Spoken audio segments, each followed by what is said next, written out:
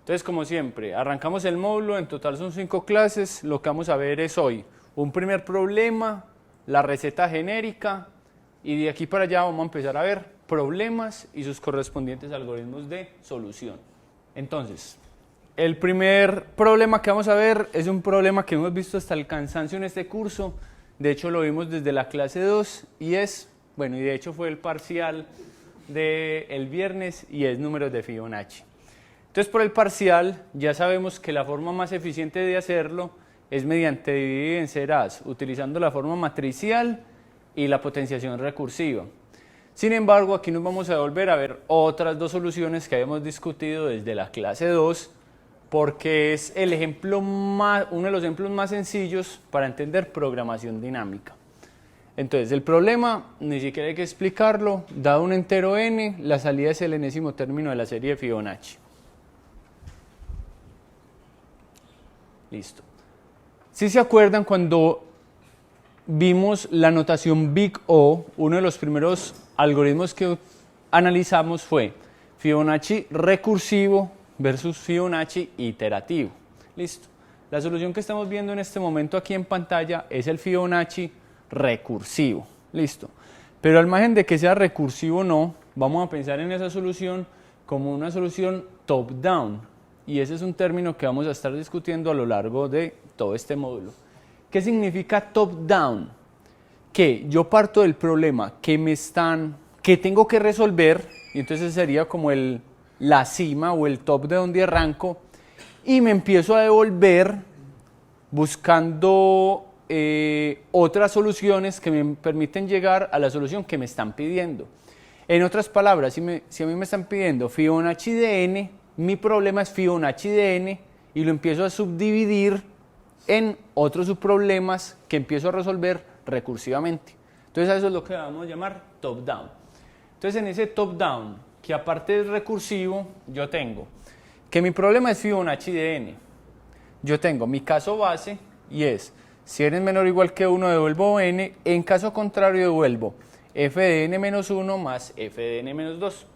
Entonces, repito, ¿por qué vamos a llamar a esto top-down? Porque partimos es del problema que nos interesa y empezamos, digámoslo así, a bajar resolviendo otros subproblemas que me permiten llegar al que estoy buscando. En este caso yo tengo, borremos acá,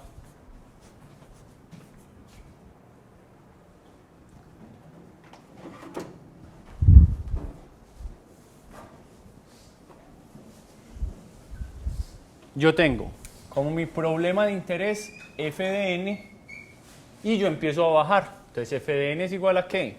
A f de n menos 1 más f de n menos 2. Y sigo bajando hasta los casos base. Entonces esto será f de n menos 2 más f de n menos 3 y así sucesivamente en el proceso recursivo hasta que llego a los casos base, que es f de 0 o, perdón, f de 1.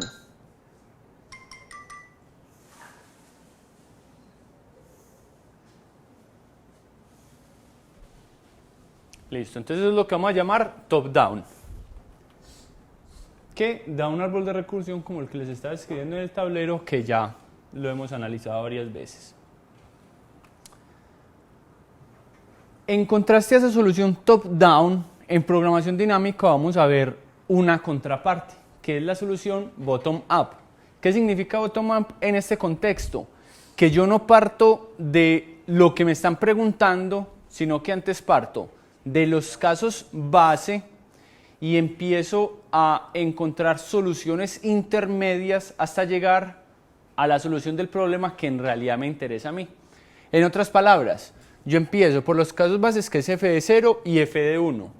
Empiezo a resolver, en este caso iterativamente, todos los subproblemas que hay de ahí en adelante hasta llegar al que a mí me interesa, que es f de n. ¿Listo? Entonces yo creo que este es un ejemplo sencillo para mostrar la diferencia entre las dos aproximaciones. ¿Llegan a la misma solución? Claro, llegan a la misma solución. La diferencia es cómo lo hacen. Si parto de lo que me preguntan y empiezo a bajar, o parto desde lo más básico y empiezo a subir, hasta encontrar lo que me están pidiendo. Listo. Entonces básicamente f de 0 y f de 1 son los bases, f de 2 lo hago a partir de estos dos, f de 3 lo hago a partir de estos dos que a su vez partida de este y así sucesivamente. Yo empiezo a obtener soluciones intermedias a partir de todo lo que ya he obtenido. Entonces, ¿cuáles son las características de esta solución que nos interesan? 1. El problema se puede definir en términos de subproblemas más pequeños. Entonces, f de n me interesa f de n menos 1, f de n menos 2. f de n menos 1 me interesa f de n menos 2, f de n menos 3 y así sucesivamente. Solo que a diferencia de dividir y vencerás, que también partía de esa característica, subdividir el problema en problemas más pequeños, como lo pueden ver en esta gráfica, esos subproblemas no son excluyentes, o sea, se sobreponen. Listo. Cuando nosotros hacíamos merge sort, nosotros partíamos de este arreglo, lo subdividíamos en dos problemas, pero esos subproblemas eran conjuntos, digámoslo así, separados. Yo obtenía la solución a partir de estos dos. En programación dinámica nos vamos a dar cuenta que en realidad esa subdivisión lo que hacemos es empezar a traslapar soluciones. Entonces tengo una primera solución base, normalmente la siguiente toma esa, normalmente la siguiente toma las que ya tiene, la siguiente toma las que ya tiene y así sucesivamente hasta llegar a la solución final.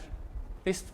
Entonces también se va a hacer un proceso de descomposición, pero ya no un proceso de descomposición excluyente, sino traslapado o sobrepuesto. Segunda característica, cada que se soluciona un subproblema, este se va almacenando en memoria para poder accederlo luego sin tener que recalcularlo. Entonces, en Divide y Vencerás, cuando yo empezaba a ordenar esos subarreglos, normalmente cuando yo subía en un nivel en la recursión, esas soluciones base ya dejan de interesarme, ¿cierto? Porque yo ya me concentré en el siguiente nivel de recursión.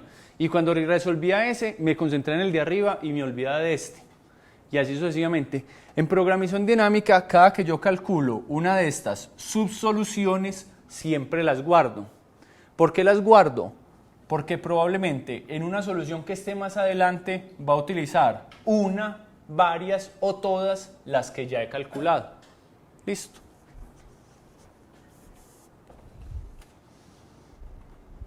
Listo.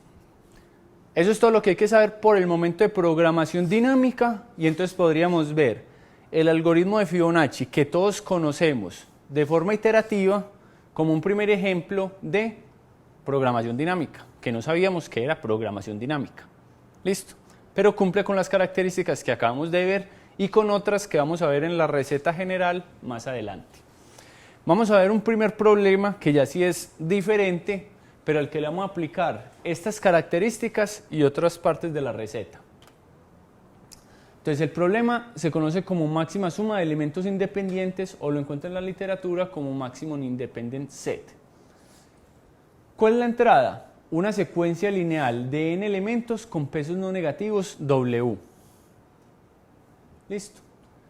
Salida, subconjunto de elementos no adyacentes y de ahí viene la palabra conjunto independiente que maximicen la suma de pesos. Entonces, ¿qué significa un conjunto lineal? Pues hagan de cuenta que tenemos, no sé, una lista enlazada o un grafo unidireccional donde nada más hay una relación de uno hay uno y no hay jerarquías, etc. En otras palabras, yo tengo elementos que están así. O un arreglo también.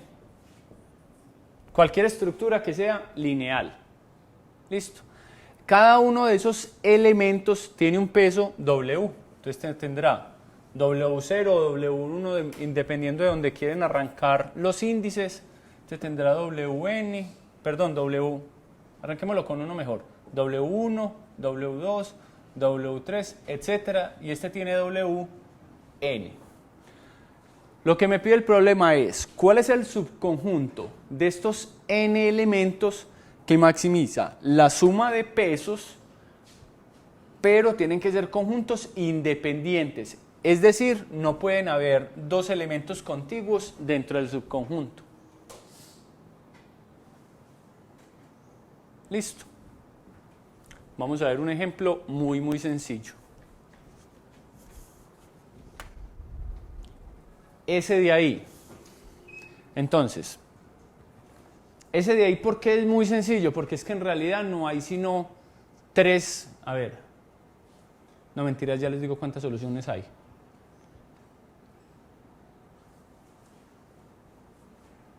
No hay sino 7 posibles soluciones.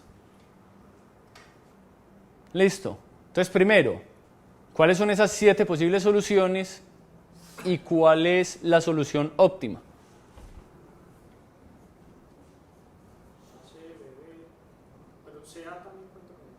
Es la misma. La solución óptima es BD, cuya sumatoria es 14. ¿Cuáles son las otras 6 soluciones? Pues yo tener solamente a A, tener solamente a B, a C o a D, ahí van 4. Lo otro es A y C y lo otro son A y D. Entonces, esas 7 soluciones son conjuntos independientes. ¿Cuál de esas 7 maximiza la sumatoria de pesos? B y D. Entonces, muchachos, ¿se entiende el problema?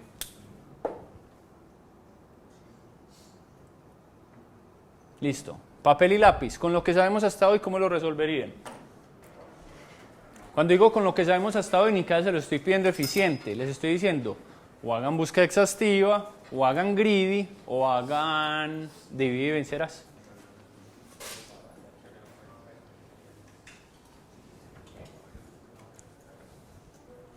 Ahí pues, muchachos, les veo el pique. Papel y lápiz.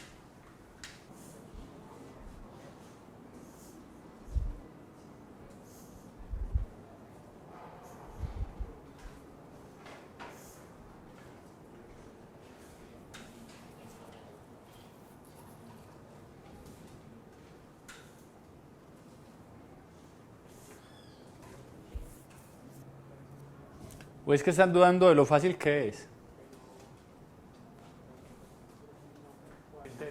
Por eso digo que no.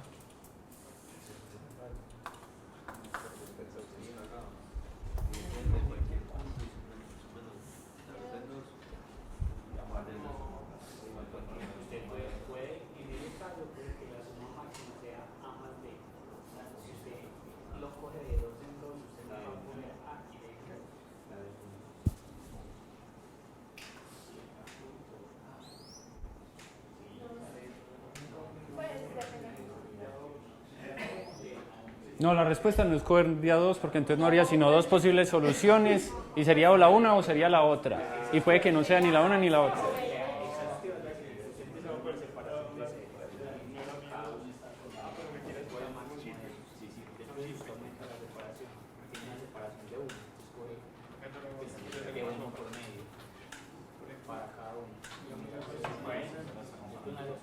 Eso en realidad no es exhaustivo.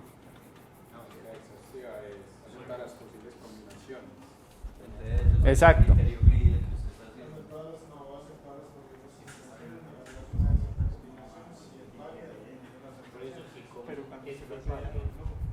Exacto, recuerdo cuando vimos búsqueda exhaustiva que a veces utilizamos una función que dice isValid.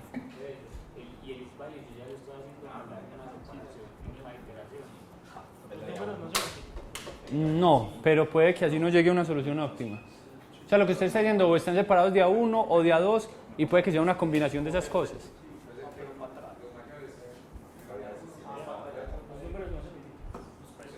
Pueden repetirse.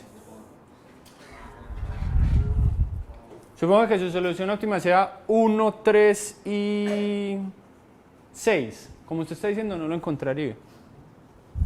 Pues cuando digo 1, 3 y 6 es los índices 1, 3 y 6. Usted que dijo que era trivial, a ver pues cómo es. ¿Cómo que ya estaba hecho qué? No.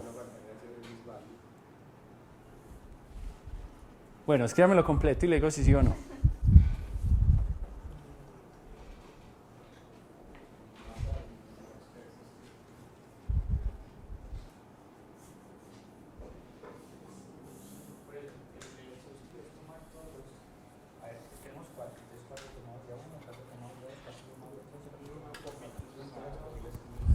Sí.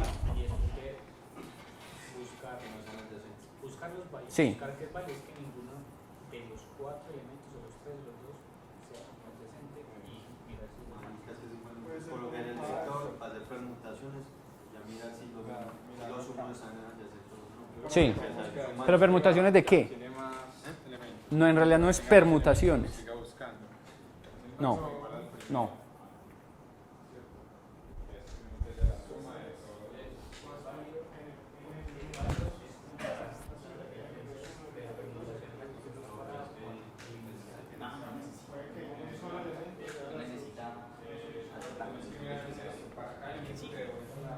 simplemente esto para venir, entonces usted hace la foto, esto es allá, después que empieza con los dedos. Vamos a decir, este podría ser un ejercicio de un examen. Si yo dijera, con lo que hemos visto hasta el momento, resuélvalo, con la eficiencia que sea.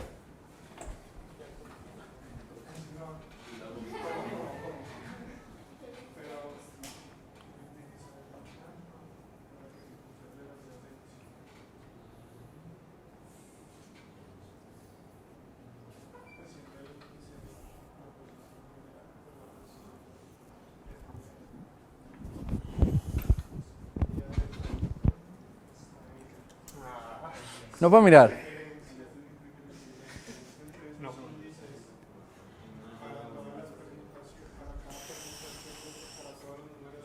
No sé, usted solamente está jugando parejas. No, su conjunto. No. No, es un subconjunto.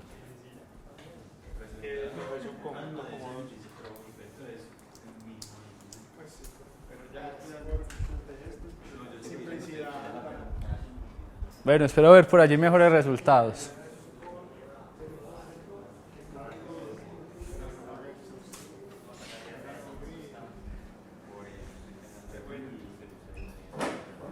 Y yo que creía que yo tenía letra chiquita.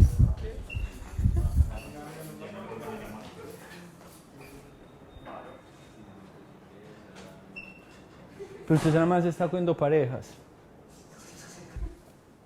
¿Listo, muchachos? Entonces, de las tres opciones, exhaustiva, greedy y vencerás.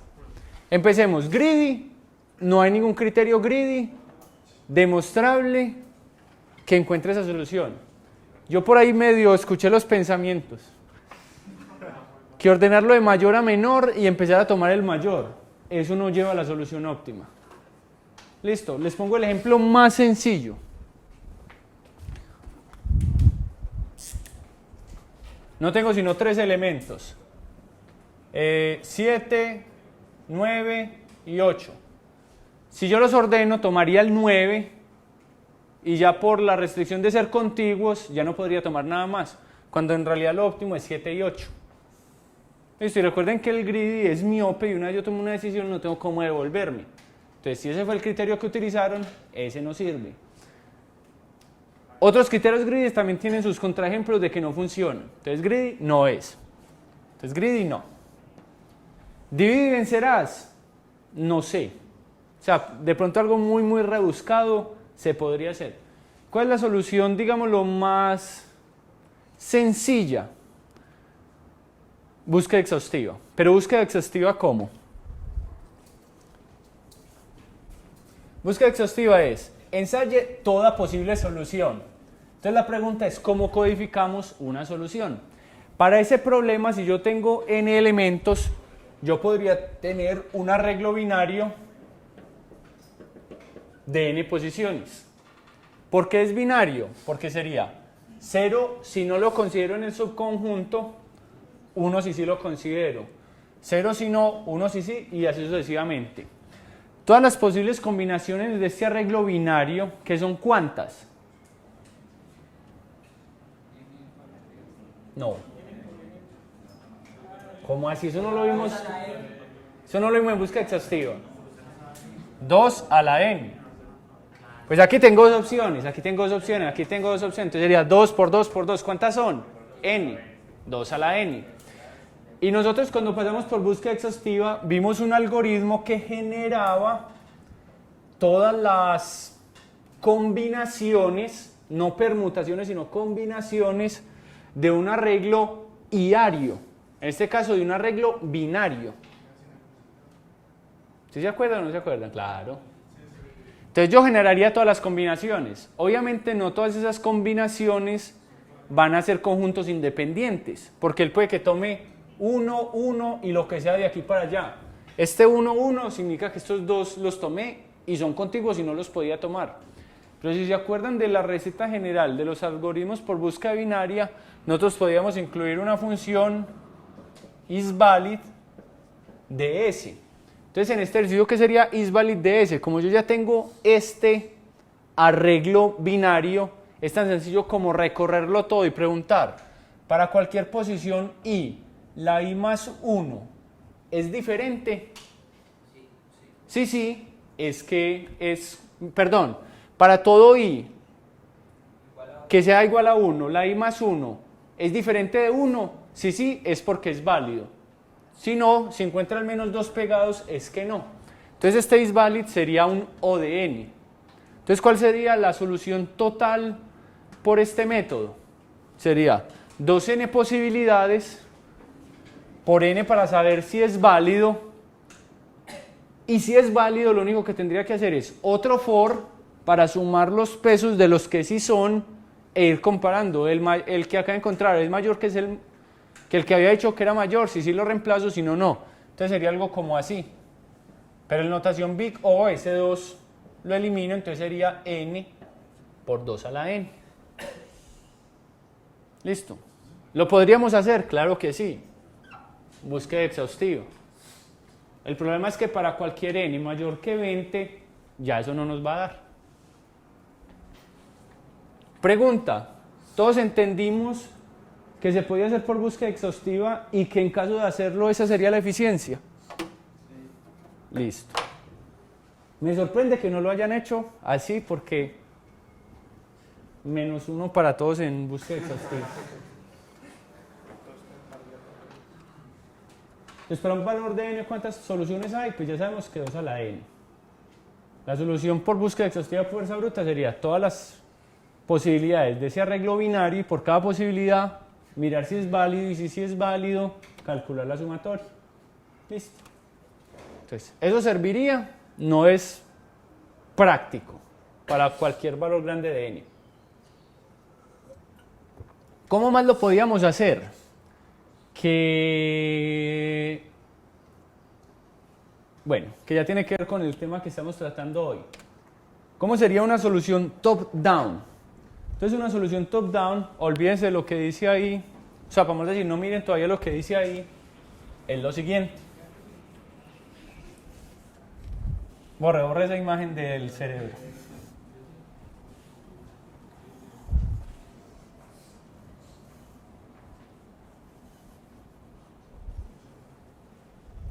Entonces yo tengo mi arreglo o mi lista o lo que quieran decir de pesos. ¿Sí o qué? Ahí me están preguntando, cuando yo tengo mi subconjunto completo, ¿cuál es la solución? Entonces yo cómo definir, ¿qué estoy entendiendo aquí como mi top? Me están preguntando, dado este W y que los puedo tomar todos, pues en el ejemplo anterior el tamaño era 4, para un ejemplo cualquiera el tamaño es n. Entonces ¿yo qué puedo hacer? Entonces si yo tengo 4, yo puedo hacer una de dos cosas. O tomo el 4 o no tomo el 4. ¿Sí o no? Si yo no tomo el 4, ¿cuál es mi solución óptima? Pues la solución óptima de los 3 que me quedan. Si yo tomo el 4, ¿cuál es mi solución óptima? Pues el peso del 4, porque lo acabé de tomar, más la solución óptima con los 2 que me quedan. ¿Por qué con los 2 que me quedan? Porque si yo tomo el 4, no puedo tomar el 3. ¿Sí o no? En el ejemplo que no eran sino 4 elementos. Este de acá.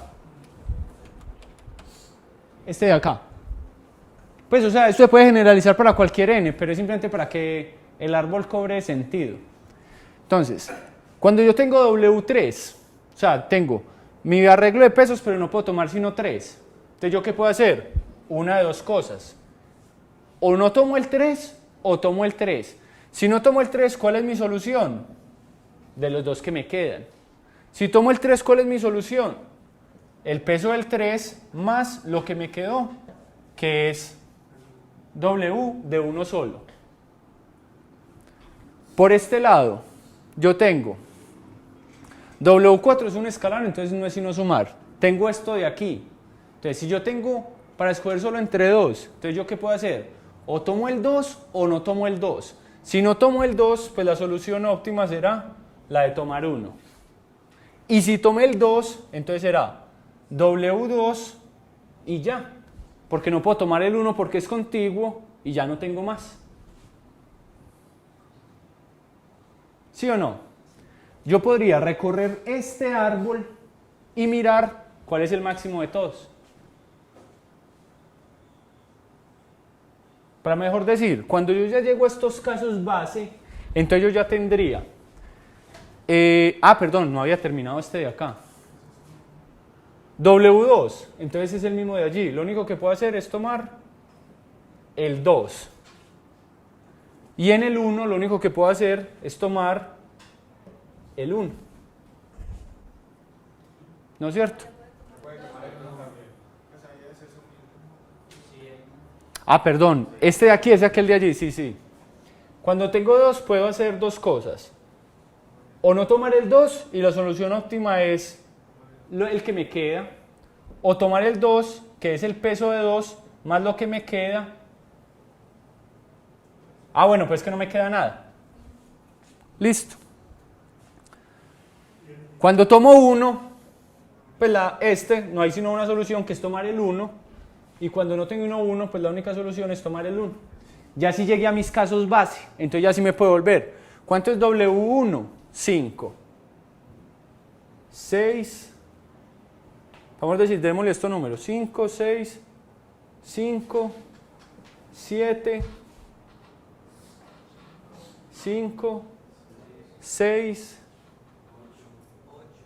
8 y ya. Listo, entonces ya sí me empiezo a volver. Este sería de este lado 5 o de este lado 6. Tengo que tomar el máximo. Entonces este es 6. Listo. Por aquí esto me da 7 más 5. 12. Entonces, ¿qué es? ¿6 o 12? 12. Vamos a resolver por este lado. 5 o 6. 6.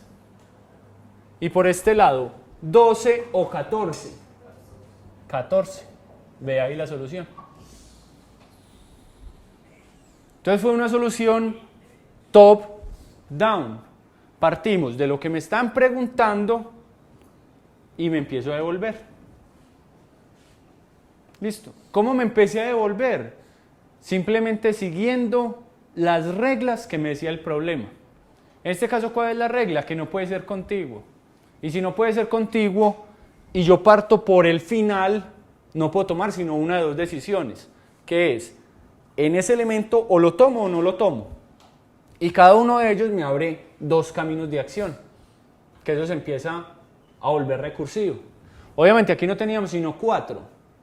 Si tuviéramos 100, entonces, si tomo el 100, entonces me queda o la solución con 99 o 100 más los 98, y así se volvería un árbol gigantesco. ¿Cuántos niveles tiene ese árbol?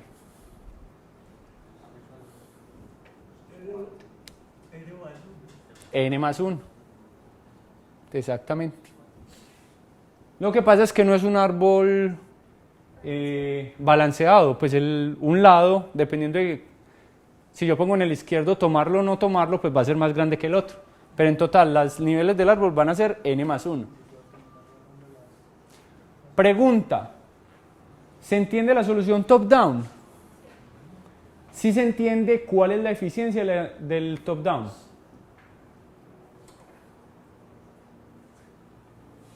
Pero se van a apartar la solución. Cuando usted llega abajo, se empieza a devolver y ya lo de abajo no le interesa.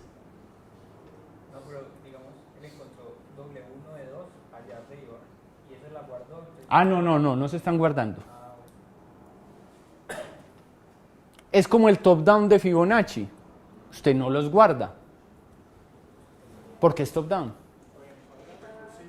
O de n cuadrado, no, ojalá.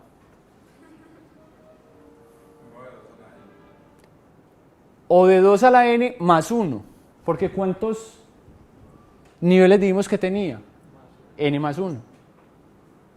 Listo. Entonces, por cada nivel, yo siempre tengo dos acciones.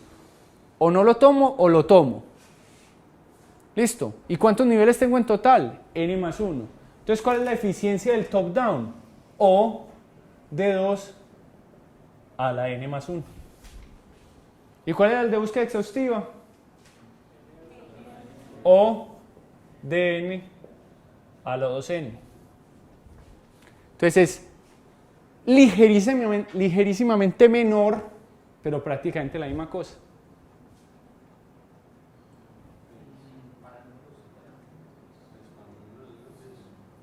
Es que ¿qué es 2 a la n más 1? Es 2 por 2 a la n. Pues n con toda seguridad es mayor que 2. ¿Sí o no?